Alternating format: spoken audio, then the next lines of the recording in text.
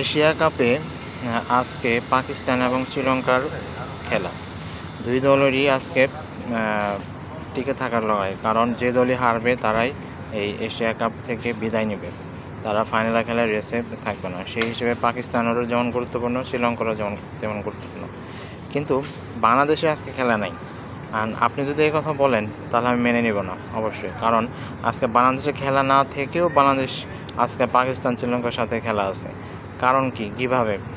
কারণ আপনি খেয়াল করে দেখেন, আজকে যদি পাকিস্তান হেরে যায় তাহলে বাংলাদেশের ফাইনালে খেলার সম্ভাবনা অনেক বেশি, এবং পাকিস্তান হেরে গেলে বাংলাদেশ আমার মনে হয় ফাইনালেই খেলবে। কিভাবে একটু আলোচনা করা যাক। আপনারা দেখেন, পাকিস্তান তাদের প্রথম ম্যাচে ইন্ডিয়ার সাথে হেরে গিয়েছিল।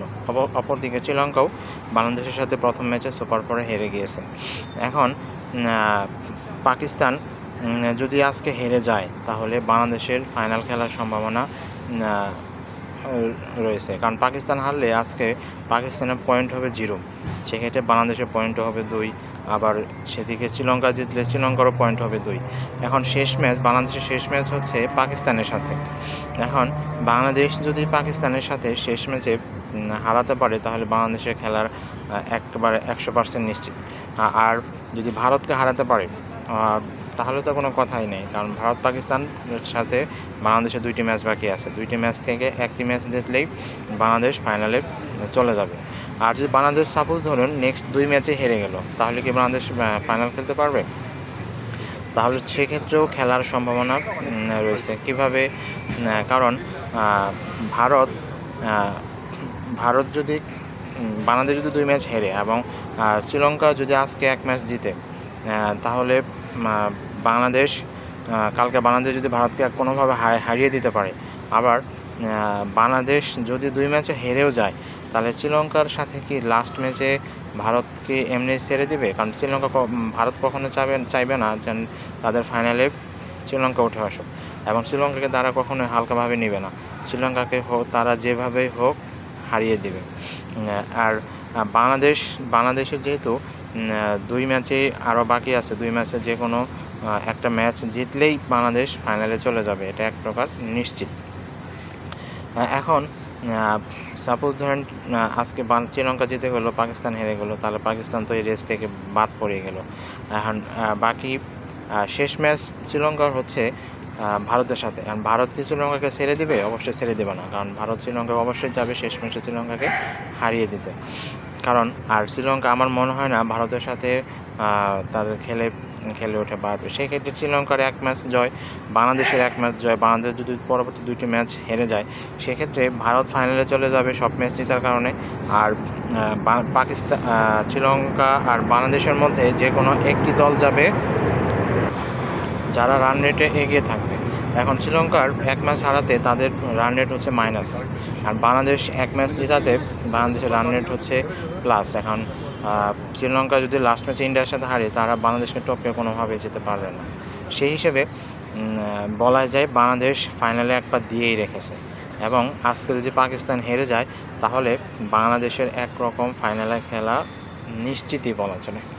এখন আজকে আমরা সবাই শ্রীলঙ্কার সাপোর্টার, যেরকম আমরা শ্রীলঙ্কা আফগানিস্তান ম্যাচে গ্রুপ পর্বের মধ্যে সাপোর্ট করেছিলাম, সব সময় আমরা শ্রীলঙ্কাকে সাপোর্ট দিয়েছি এবং শ্রীলঙ্কাকে বলেছি যে শ্রীলঙ্কা আজকে যেভাবে জিতুক আফগানিস্তানের বিরুদ্ধে, এবং শ্রীলঙ্কা সেখানেও জিতেছে। কারণ আমরাও সেটাই আশা নিয়ে আসি, কারণ আজকে শ্রীলঙ্কা জিতে যাবে এবং বাংলাদেশকে ফাইনালে খেলার জন্য উৎসাহ দিবে, এবং তারা বাংলাদেশকে ফাইনালে খেলার এক পা এগিয়ে দেওয়ার সাহায্য করবে।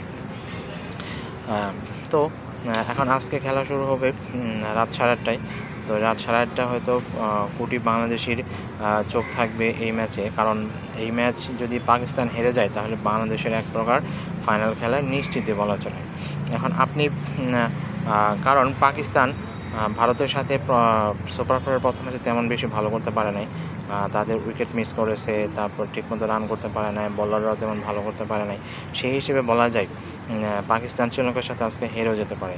যদিও পাকিস্তানের পিঠ দেয়ালে ঠেকে গেছে, তারা সর্বোচ্চটা দিয়ে চেষ্টা করবে এবং একাদশে অনেক পরিবর্তন করে চেষ্টা করবে যে তারা শ্রীলঙ্কার সাথে ম্যাচ নিতে। কিন্তু শ্রীলঙ্কাও ছেড়ে দেওয়ার কথা নয়, শ্রীলঙ্কাও যেভাবে হোক তারা যেভাবে হোক জেতার চেষ্টা করবে, কারণ যে দলই জিতে যাবে তারা সেখানেই এই এশিয়া কাপের রেস থেকে বিদায় নেবে, তারা ফাইনাল খেলতে পারবে না। যেমন আমি মনে করি যে এই শ্রীলঙ্কা আর পাকিস্তানের মধ্যে আজকে একটা হাড্ডাহাড্ডি লড়াই হবে এবং সুন্দর একটা খেলা হবে এই আশা করি। যদিও আমরা মনে করি যে পাকিস্তান যেভাবে হোক হেরে যাক আর শ্রীলঙ্কা জিতে যাক। আপনি কি মনে করেন, শ্রীলঙ্কা কি পাকিস্তানকে আজকে হারাতে পারবে?